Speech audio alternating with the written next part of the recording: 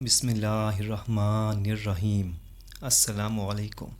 آج کا واقعہ حضرت داؤد علیہ السلام کے زمانے کا ہے۔ حضرت داؤد علیہ السلام کے زمانے میں ایک شریف النفس اور کمزور آدمی رہا کرتا تھا۔ اللہ کے حضور یہ دعا کرتا رہتا تھا کہ مجھ غریب بے سہارا کو غیب سے روزی عطا فرما اور مجھے محنت و مشقت کے عذاب میں نہ ڈال۔ مریل گدھے پر گھوڑوں اور اونٹوں کا بوجھ نہیں لادا جاتا۔ پاؤں والا تو چل کر روزی پیدا کر سکتا ہے، اور جس کے پاؤں نہ ہوں اس کو تیرا ہی آسرا ہے۔ اے اللہ، سب کی سننے والے، میں منہ سے ہی تجھ سے مانگ سکتا ہوں، لیکن مشقت کرنے کی طاقت نہیں رکھتا۔ بس درود و وظائف اس کے دن رات کی مصروفیت تھی۔ اس کا یہ عمل ہر عام و خاص میں مشہور ہو چکا تھا۔ لوگ طرح طرح کی باتیں کرتے۔ خدا نے ہر شخص کی روزی محنت و مشقت کے راستے اتاری ہے، لیکن اسے دیکھو، ہاتھ پیر ہلائے بغیر خدا سے اپنا رزق طلب کرتا ہے۔ پیغمبر خدا کو دیکھو جنہیں اللہ نے معجزوں سے نوازا ہے، خوش الحان، ایسے کہ جن و انس، چرند پرند تو ایک طرف پہاڑ بھی متاثر ہوتے ہیں۔ باوجود اتنی شان کے وہ بھی بغیر مشقت کے روزی حاصل نہیں کرتے، مگر اسے دیکھو، یہ ناکارہ انسان چاہتا ہے کہ اسے بیٹھے بٹھائے خزانہ مل جائے اور کوئی بھی محنت نہ کرنی پڑے۔ لوگ سو باتیں کرتے اور وہ کسی کی پرواہ نہ کرتا۔ اس کی دعا کا چرچا سارے شہر میں عام ہو گیا۔ یہ کیسا انسان ہے جو خالی تھیلی میں پنیر حاصل کرنا چاہتا ہے؟ جو تلاش کرے آخر اس کو مل جاتا ہے۔ خدا سب کی دعائیں سنتا ہے اور مرادیں پوری کرتا ہے۔ اس شخص نے دعاؤں اور رونے دھونے کی حد کر دی تو رحمت حق جوش میں آ گئی، اس کی مراد بر آئی۔ زور سے دروازہ کھلا اور ایک گائے اس کے گھر میں گھس آئی۔ اس نے فوراً گائے کو پکڑا، ٹانگیں باندھی اور بے تامل حلق پر چھری پھیر کر ذبح کر دیا۔ پھر قصاب کو بلوا کر اس کو کاٹ کر بوٹیاں بنوائیں۔ گائے کا مالک گلی کوچوں کی خاک چھانتا ہوا گائے کی تلاش میں ادھر آ نکلا۔ دیکھا کہ گائے ذبح ہو چکی ہے اور کسائی اس کی بوٹیاں کرنے میں بھی مصروف ہے۔ اس نے رونا دھونا اور چلانا شروع کر دیا، ارے ظالم، یہ کیا غضب کیا! یہ گائے تو میری تھی، تجھے بھلا کیا حق تھا اسے پکڑ کر ذبح کرنے کا؟ دعا مانگنے والے نے جواب دیا، سنو برادر، اور زیادہ چیخنے چلانے کی ضرورت نہیں ہے۔ میں برسوں سے اس دعا میں مصروف ہوں کہ اے اللہ تعالیٰ، میرا رزق میرے پاس پہنچا دے۔ اس نے دعا قبول کی۔ میں نے اسے خدا داد سمجھ کر ذبح کر ڈالا۔ یہ جواب سن کر گائے کے مالک کے غیظ و غضب میں اضافہ ہوا۔ اس نے پہلے درویش کی ٹھکائی کی، پھر اسے گریبان سے پکڑ کر حضرت داؤد علیہ السلام کی عدالت میں لے آیا۔ اب احمق، اگر محض دعا مانگ کر دوسروں کا مال ہضم کرنے کی اجازت ہو جاتی تو پھر کوئی کچھ نہ کرتا۔ صرف دعا کے بلبوتے پر لوگ ساری دولت کے مالک اور حقدار بن جاتے۔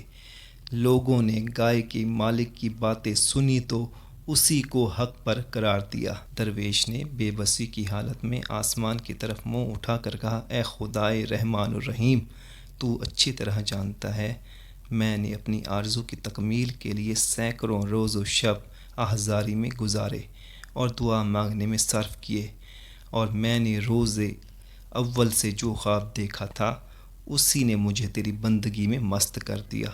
میری مثال اس مست اونٹ کی سی ہے جو سستی اور تھکان محسوس کیے بغیر منہ سے جھاگ نکالے بوجھ اٹھائے چلا جاتا ہے کہ اپنی اونٹنی سے ملاپ کرے۔ گائے والے نے جھلا کر کہا، ابے ادھر آسمان کی طرف کیا دیکھ رہا ہے؟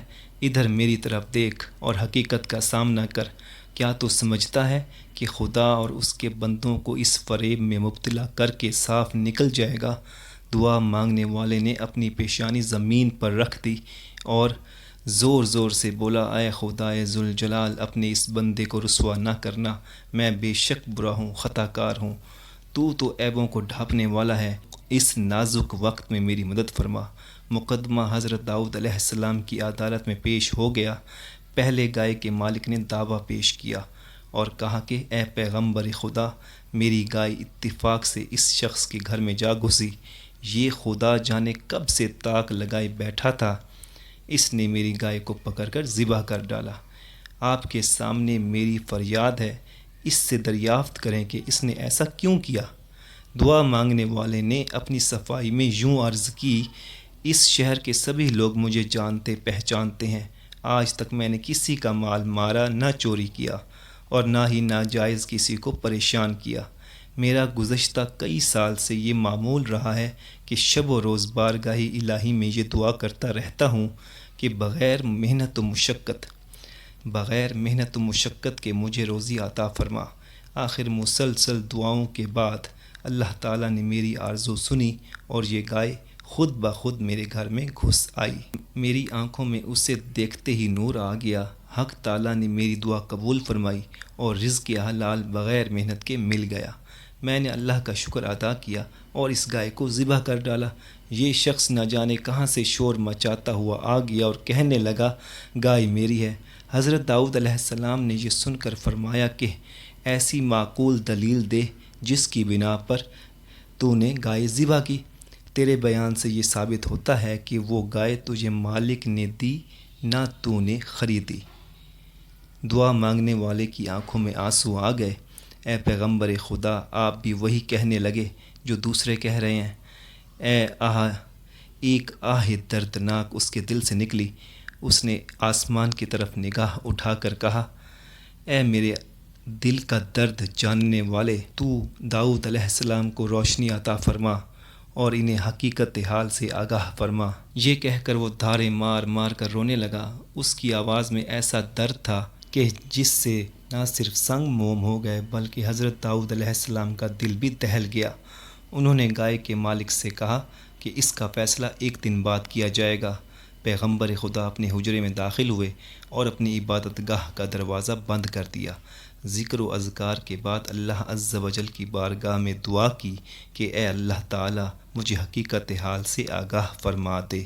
اللہ تعالیٰ نے اپنے نبی پر سارے اسرار و رموز کھول دیے۔ دوسرے دن دونوں کو طلب کیا گیا۔ حضرت داؤد علیہ السلام نے یہ فیصلہ دیا، گائے کے مالک کو کہا کہ اس شخص کا پیچھا چھوڑ دے اور اسے معاف کر دے۔ حق تعالیٰ نے تیرے گناہوں کی پردہ پوشی فرمائی ہے، تو بھی اس کی ستاری کا حق ادا کر اور اپنی گائے کی طرف سے صبر کر۔ حضرت داؤد علیہ السلام کا ارشاد سنتے ہی اس بدبخت نے کہا، کیا اب کوئی نئی شریعت نافذ ہو گئی ہے؟ آپ کے انصاف کی شہرت تو زمین و آسمان تک پہنچ چکی ہے، مگر میرے ساتھ یہ ظلم کیوں؟ یہ انصاف نہیں، ظلم ہے۔ دوسری مرتبہ حضرت داؤد علیہ السلام نے فرمایا، اپنا سارا مال اور جائیداد اس مظلوم کے حوالے کر دے، ورنہ تیری سخت رسوائی ہوگی، اور کچھ عجب نہیں کہ جو ظلم و ستم تو نے کیے ہیں وہ بھی ظاہر ہو جائیں۔ گائے والے نے یہ کلمات سنتے ہی سر پر خاک ڈالنا شروع کر دی، گریبان پھاڑ ڈالا، بدحواس ہو کر منہ میں کف بھر کر بولا، اے داؤد، اچھا فیصلہ سنایا، مجھ پر ظلم و زیادتی کی حد کر دی، نعوذ باللہ۔ مجھے تو معلوم ہوتا ہے کہ تو اپنے حواس میں نہیں رہا۔ حضرت داؤد علیہ السلام نے اسے قریب بلایا اور کہا، اے بدبخت، اس ہنگامے سے باز آ جا، کہیں یہ تیری ہلاکت کا باعث نہ بن جائے۔ جو تو نے بویا ہے اب کاٹ۔ اب تیسری مرتبہ حضرت داؤد علیہ السلام نے ارشاد فرمایا، تو اپنے اہل و عیال بھی اس کے حوالے کر دے۔ اس حکم پر تو وہ پتھر سے اپنا سر پھوڑنے لگا۔ لوگ بھی حیران تھے کہ حضرت یہ کیسا حکم دے رہے ہیں۔ جو شخص تنکے کی طرح نفس کی ہوا کے بس میں ہو، وہ ظالم اور مظلوم میں کیا تمیز کر سکتا ہے؟ شیر بھی شرم کرتا ہے، وہ ہمسایوں کے شکار پر ہاتھ نہیں ڈالتا۔ تماشائی پیغمبر خدا کے احکام کی اصل وجہ سے ناواقف تھے۔ ان میں سے ایک دو آدمی کہنے لگے، اے اللہ کے نبی علیہ السلام، آپ کی ذات بابرکات سے ایسا صریح ظلم! ہم سب حیرت میں ہیں کہ بے قصور گائے والے پر اتنا عتاب آخر کیوں؟ اور جس نے ناحق گائے پکڑ کر ذبح کر ڈالی اسے آپ نے بری کر دیا۔ حضرت داؤد علیہ السلام نے فرمایا، شاید اب وہ وقت آن پہنچا ہے کہ اس گائے والے کے پوشیدہ راز ظاہر کر دیے جائیں۔ حضرت داؤد علیہ السلام سب کو دریا کے کنارے ایک بہت بڑے گھنے درخت کے نیچے لے آئے۔ وہ گھنا درخت جس کی شاخیں آپس میں گتھی ہوئی تھیں، سورج کی شعاعیں زمین تک پہنچ نہیں سکتی تھیں۔ کیا تم لوگ جانتے ہو اس درخت کے نیچے ایک آدمی کو قتل کیا گیا تھا؟ تم نہیں جانتے، البتہ وہ جانتا ہے جس نے اس زمین و آسمان کو پیدا فرمایا۔ حضرت داؤد علیہ السلام نے فرمایا، حقیقت یہ ہے کہ اس گائے والے نے اپنے آقا کو قتل کیا۔ یہ شخص اصل میں مقتول کا زر خرید غلام تھا۔ اس نے اپنے آقا کو قتل کر کے اس کے مال و دولت اور جائیداد پر قبضہ کر لیا، اور یہ مظلوم دعا مانگنے والا اسی مقتول کا بیٹا ہے۔ پھر اس بے رحم اور سنگ دل شخص نے اپنے مقتول آقا کے کم سن یتیم بچوں پر ظلم ڈھانا شروع کیے، ان سے سب کچھ چھین لیا۔ یہاں نمک حرامی پر اتر آیا کہ اس کے آقا کے بچے دانے دانے کے محتاج ہو گئے۔ اس مردود نے اپنے گناہوں کا پردہ خود ہی فاش کیا۔ ظالم ہمیشہ روح کی گہرائیوں میں دبکا رہتا ہے، لیکن ظالم اسے خود لوگوں پر کھول رہا ہے۔ اے سگ دنیا، تو نے شرح کے مطابق اس مقدمے کا فیصلہ مانگا تھا، شریعت نے اپنا فیصلہ سنا دیا، اب اس کی تعمیل کرنا تیرا فرض بنتا ہے۔ تو نے اپنی صفاقی اور شقی القلبی کا ایسا مظاہرہ کیا کہ خدا کی پناہ تو نے آقا کو اس طرح چھری سے ذبح کیا جس طرح اس دعا مانگنے والے نے تیری گائے کو ذبح کیا تھا۔ وہ خون آلود چھری راز فاش ہونے کے ڈر سے گڑھا کھود کر تو نے دفن کر دی تھی۔ اس کا ثبوت یہ ہے کہ اس چھری پر اس کا نام کندہ ہے۔ حضرت داؤد علیہ السلام کے حکم پر زمین کھودی گئی، گڑھے کے اندر سے ایک شخص کی کھوپڑی اور لمبی سی چھری برآمد ہوئی۔ اب گائے والا خوف سے تھر تھر کانپنے لگا۔ تماشائیوں پر سکتے کا عالم تھا۔ لوگوں نے اپنے سروں پر سے کپڑے اور ٹوپیاں ہٹا دیں، ننگے سر ہو کر سامنے آئے اور عرض کرنے لگے، اے خدا کے سچے پیغمبر، ہم فطری نابینا ثابت ہوئے، ہم نے آپ کی زبان مبارک پر اعتبار نہ کیا، آپ ہماری گستاخی معاف فرما دیں۔ حضرت داؤد علیہ السلام نے سب کو معاف کر دیا۔ پھر گائے والے کے بارے میں حکم دیا، چونکہ اس شخص کا ظلم کا پردہ کھل چکا ہے اور یہ قاتل ہے، اس لیے شریعت کا فیصلہ یہ ہے کہ اسے قصاص لیا جائے۔ اسی چھری کے ساتھ اس کی گردن اڑا دی گئی۔ اس حقائق سے ہمیں یہ سبق ملتا ہے کہ ایک ظالم کی ہلاکت سے ایک جہان کا چھٹکارا ہوا اور ہر شخص کا حق تعالی پر ایمان از سر نو تازہ ہوا۔